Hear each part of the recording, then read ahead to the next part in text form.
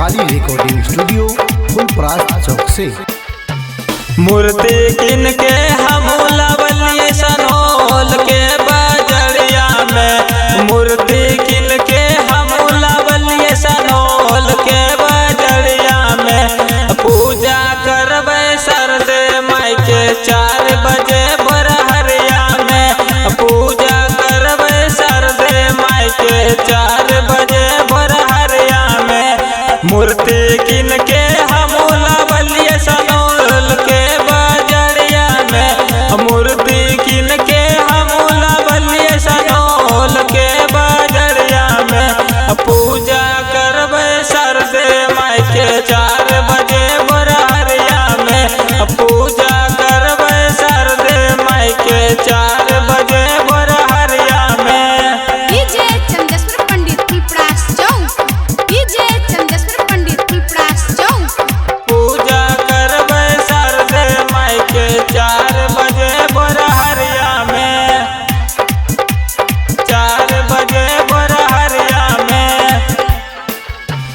ज्ञान के देवी आइल छियै गाँव के नगरिया में, ज्ञान के देवी आइल छियै बोरा के नगरिया में। सरदे माई के पूजा करबै 4 बजे भोरहरिया में, सरस्वती माई के पूजा करबै 4 बजे भोरहरिया में। डीजे चंदेश्वर पंडित फुलपरास चौक, डीजे चंदेश्वर पंडित फुलपरास चौक।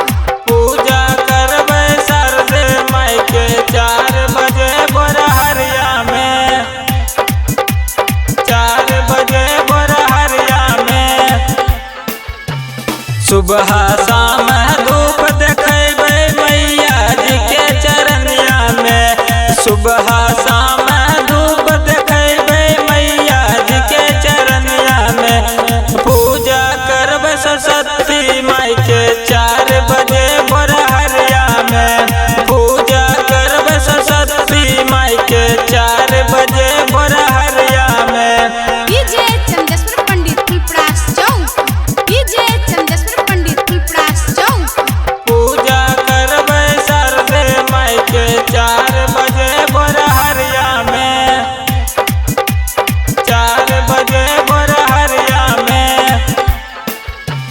पवन प्रेमी डीजे चंदेश्वर के रखिया मैया चरनिया में, पवन प्रेमी डीजे चंदेश्वर के रखिया मैया चरनिया में। पूजा करबै सरदे माई के 4 बजे भोरहरिया में, पूजा करबै सरदे माई के 4 बजे भोरहरिया में। जय माँ काली रिकॉर्डिंग स्टूडियो फुलपरास चौक से। 91 13 90 67 65।